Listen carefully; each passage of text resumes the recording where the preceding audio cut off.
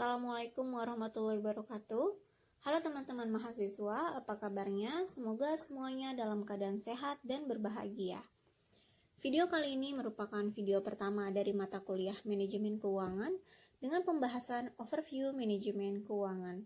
Untuk sumber buku dari mata kuliah ini adalah yang pertama, ada buku Manajemen Keuangan, Teori dan Aplikasi edisi 4 karya Dr. Andes R. Agus Sartono MBA, dan sumber buku yang kedua adalah Manajemen Keuangan edisi 4 karya Dr. D. Agus Harjito dan Dr. Andes Martono SU.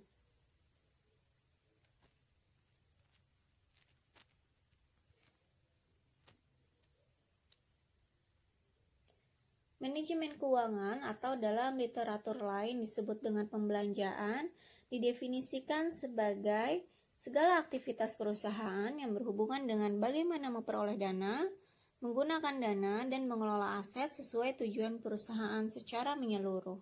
Dengan kata lain, manajemen keuangan ini merupakan pengelolaan mengenai bagaimana memperoleh aset, mendanai aset, dan mengelola aset untuk mencapai tujuan perusahaan.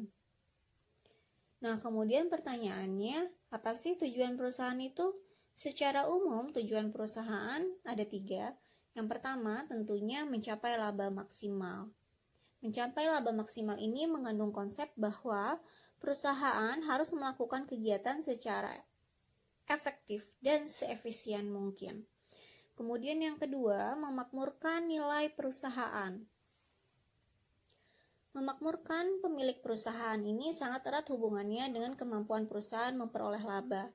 Investor yang menanamkan modalnya pada perusahaan akan memperoleh dividen, yang mana pembagian dividen ini tentunya bergantung pada labanya. Yang ketiga adalah memaksimalkan nilai perusahaan. Nilai perusahaan dapat menunjukkan nilai aset yang dimiliki perusahaan, seperti surat-surat berharga. Nilai perusahaan dapat dilihat dari besarnya kemampuan perusahaan membayar dividen. Besarnya dividen ini akan mempengaruhi harga sahamnya. Apabila dividen dibayar tinggi, maka harga saham cenderung tinggi, sehingga nilai perusahaan juga tinggi. Sebaliknya, bila dividen dibayarkan kecil, maka harga saham perusahaan tersebut juga rendah. Oleh karena itu, dengan dividen yang besar akan meningkatkan nilai perusahaan.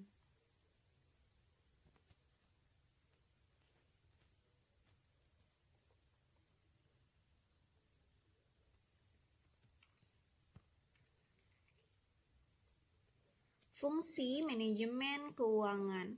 Mengacu pada pengertian manajemen keuangan, maka terdapat 3 fungsi utama manajemen keuangan. Yang pertama adalah investasi. Keputusan investasi adalah keputusan keuangan tentang aset mana yang harus dibeli perusahaan.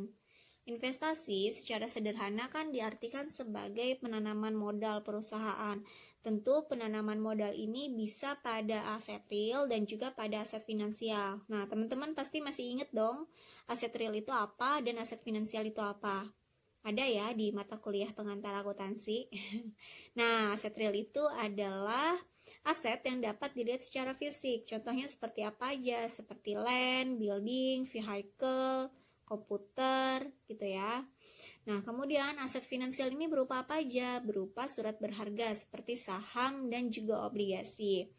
Keputusan investasi ini keputusan yang paling penting. Kenapa? Karena keputusan ini langsung berpengaruh terhadap aliran kas perusahaan. Kemudian yang kedua adalah pendanaan.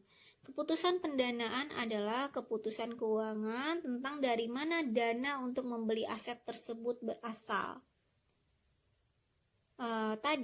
Yang tadi keputusan investasi itu kan berkaitan dengan unsur-unsur yang ada di laporan posisi keuangan, yaitu pada bagian aset. Nah, kalau pendanaan ini ya berkaitan dengan penetapan sumber dana yang diperlukan untuk membiayai investasi tersebut. Nah, sumber dana yang akan digunakan untuk membiayai investasi tersebut tentunya dapat berupa dari kewajiban, baik hutang jangka pendek maupun hutang jangka panjang, dan juga dari modal sendiri. Kemudian yang ketiga adalah pengelolaan aset. Ya, jika aset sudah didapatkan dengan pendanaan, ya, maka aset-aset tersebut membutuhkan suatu pengelolaan yang efisien. Jadi kita pasti sering dengar ya, lebih mudah membangun daripada memelihara. Nah, ungkapan ini juga tentunya berlaku untuk aset. Jadi, bagaimana manajer keuangan bersama dengan manajer yang lain di perusahaan gitu ya, bertanggung jawab terhadap tingkatan operasi dari aset-aset yang ada.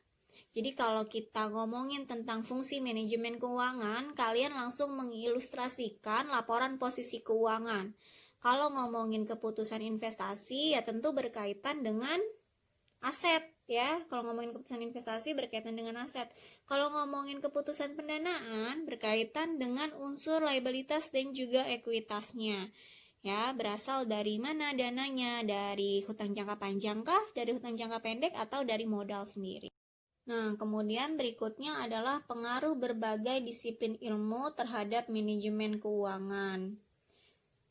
Dalam penerapannya, pasti manajemen keuangan ini tentu tidak dapat berdiri sendiri ya. Manajemen keuangan selalu berkaitan dengan berbagai disiplin ilmu. Seperti ilmu apa aja?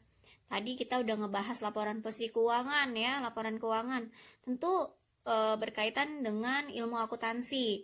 Kemudian juga berkaitan dengan ilmu ekonomi, baik ilmu ekonomi makro maupun ilmu ekonomi mikro. Kemudian berkaitan dengan manajemen pemasaran, manajemen produksi, dan metode kuantitatif. Nah, dalam kaitannya dengan ilmu akuntansi, hampir dalam setiap pengambilan keputusannya, manajer keuangan tentu bertitik tolak dari data-data akuntansi. Contohnya, jika seorang manajer keuangan akan mengambil keputusan untuk melakukan investasi jangka panjang maupun jangka pendek, maka tentu melihat dari laporan keuangan yang disiapkan oleh bagian akuntansi.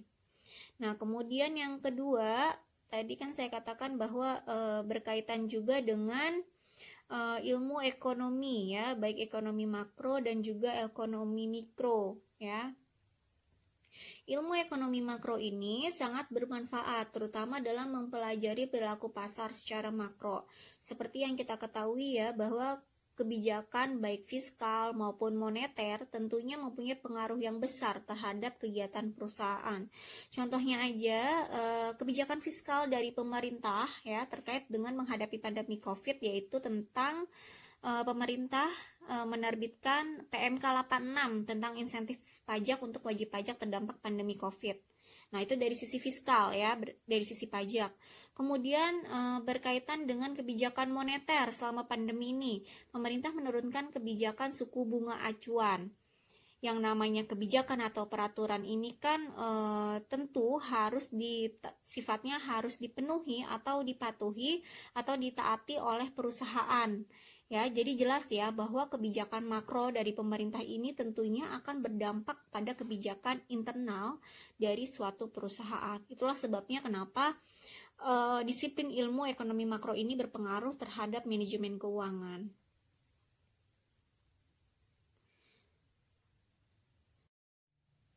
Kemudian juga melibatkan teori ekonomi mikro dalam mempelajari tingkah laku individu, rumah tangga, dan juga perusahaan. Nah, pada gambar ini juga menunjukkan adanya hubungan antara manajemen keuangan dengan manajemen pemasaran, manajemen produksi, dan metode kuantitatif yang secara langsung akan berpengaruh terhadap keputusan keuangan. Keputusan keuangan ini meliputi analisis investasi, manajemen modal kerja, sumber dan biaya modal, penentuan struktur modal, kebijakan dividen, analisis risiko dan juga return,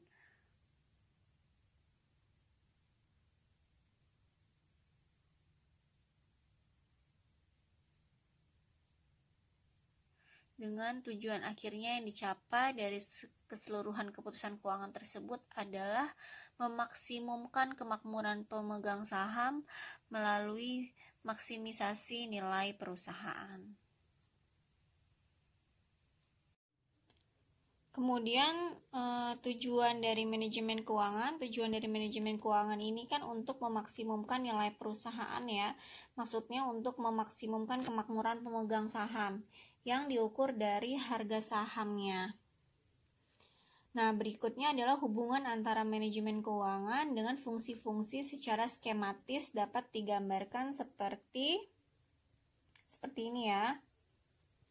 Jadi terlihat bahwa manajemen keuangan ini mencakup bidang investasi, pengelolaan aset, dan juga pendanaan, termasuk kebijakan dividen. Jadi bisa dilihat ya, jika kita mau investasi dan melakukan pengelolaan aset, maka akan mempengaruhi akun aset yang ada pada laporan posisi keuangan, sedangkan pada pendanaan tentunya akan mempengaruhi unsur-unsur yang ada pada posisi kewajiban dan juga modal, ya, liabilitas dan juga ekuitas. Jadi sumber dana yang digunakan untuk membiayai investasi tersebut dengan apa? Misalnya dengan hutang jangka pendek, dengan hutang jangka panjang, ya. Kemudian untuk kebijakan dividen yang akan dibagikan pada shareholder, ya, atau pemegang saham, maka melihatnya pada laporan laba rugi. Begitu ya skemanya.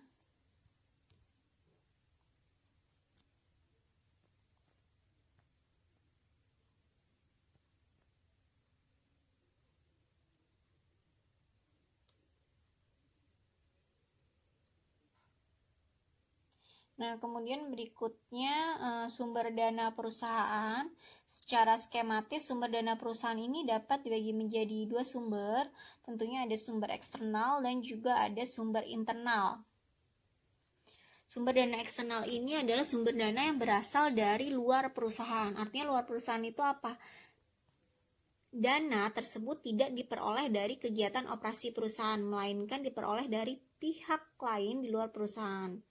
Sumber dana eksternal ini dari hutang pinjaman dan modal sendiri. Dana dari hutang berarti perusahaan meminjam uang atau dana dari pihak lain seperti hutang kepada supplier, hutang pada bank, dan juga hutang lain-lain ya. Nah, kemudian di sini ada modal sendiri ya, sumber dana eksternal ada modal sendiri. Nih, ya ada modal sendiri berupa saham. Loh, kok modal sendiri masuk ke dana eksternal? Jadi kita cermati ya bahwa kita cermati ya, sumber dana eksternal itu artinya adalah modal itu berasal dari bukan kegiatan operasi perusahaan. Sedangkan sumber dana internal artinya sumber tersebut berasal dari hasil kegiatan operasional perusahaan. Nah, modal yang dari pemilik itu, ya, modal dari pemilik itu bukan dari hasil kegiatan operasi perusahaan, ya kan? Nah, itulah sebabnya kenapa modal sendiri masuk ke dalam sumber dana eksternal, karena memang bukan berasal dari hasil kegiatan operasional perusahaan gitu. Kemudian ada sumber dana internal. Sumber dana internal ini adalah laba ditahan dan juga depresiasi. Ya, jadi apabila seluruh laba setelah pajak ini diperoleh perusahaan tidak dibagi kepada pemegang saham, maka laba tersebut sebagai sumber dana internal. Ya, karena laba tersebut memang diperoleh dari hasil kegiatan perusahaan dalam melakukan kegiatan operasinya. Kemudian dalam laporan laba rugi, kemudian yang kedua depresiasi atau penyusutan ya. Jadi dalam laporan laba rugi, depresiasi ini kan sebagai biaya ya. Jadi seolah-olah seperti ada cash out gitu ya. Padahal sebetulnya kan tidak ada cash out gitu ya, tidak ada kas yang keluar dari biaya depresiasi ini. Beda halnya dengan beban gaji. Ketika perusahaan membayar beban gaji, maka ada cash out tentunya, ada uang yang dikeluarkan. Tapi ketika ada beban depresiasi, maka sesungguhnya itu tidak ada uang yang dikeluarkan oleh perusahaan, ya. Maka dengan demikian ya, biaya depresiasi yang sebenarnya tidak dikeluarkan, tidak mengeluarkan uang kas tersebut merupakan sumber dana internal bagi perusahaan gitu ya.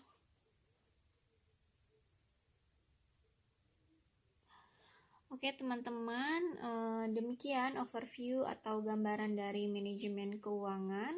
Selebihnya kita akan diskusi melalui WhatsApp group dan juga media video conference Zoom maupun Google Meet ya. Mudah-mudahan pertemuan ini dapat memotivasi teman-teman sekalian untuk lebih mau mencari tahu ya mengenai literatur-literatur tambahan agar dapat lebih memahami mata kuliah manajemen keuangan 1. Oke baik, akhir kata cukup sekian. Semoga video ini bermanfaat. Kurang lebihnya mohon maaf dan terima kasih. Wassalamualaikum warahmatullahi wabarakatuh.